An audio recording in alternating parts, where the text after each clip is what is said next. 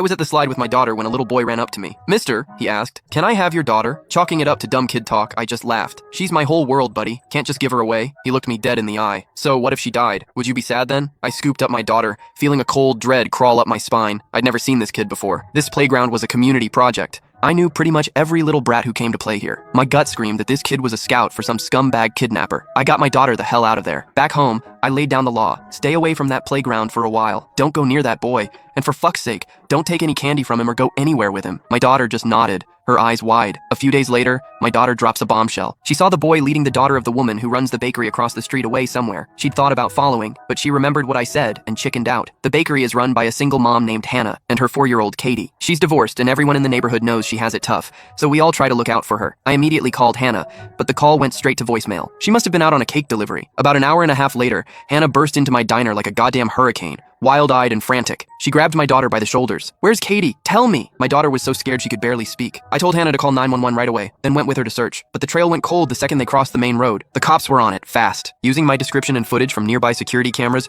they found the boy that same night. His name was Leo. Leo swore up and down he hadn't taken Katie. His parents backed him up, lying through their teeth that their son had been home all day. The cops showed them the surveillance footage, blowing their bullshit story to pieces. That's when Leo, the little shit, finally mumbled, "I'm not 12 yet, so I don't have to go to jail, right?" Leo led us to a derelict construction site nearby and pointed to a small, freshly dug pit in the ground. "She's in there." The cops dug away the loose dirt and found a styrofoam cooler, the kind you get from Amazon deliveries. They pried the lid open. Katie was crammed inside, curled into a ball. Her eyes were wide open, her mouth slightly agape, her face a mask of pure terror. Hannah just fucking broke. She lunged at Leo, trying to tear him apart, but the cops managed to hold her back. The police had Leo recount the whole thing. His clarity, his step-by-step logic, sent a fucking icicle through my heart. Leo said he found the pit at the construction site and got the idea to bury something alive in it. First, he tried a stray cat, but it scratched its way out immediately. A failure. So, Leo switched his target to a kid. But the hole was too small, so the little psychopath tied 2 shoelaces together to measure the pit's dimensions. Whenever he found a potential target, he'd measure them with the shoelace first before trying to snatch them. He also said he only picked little girls. They were easier to control, and he added,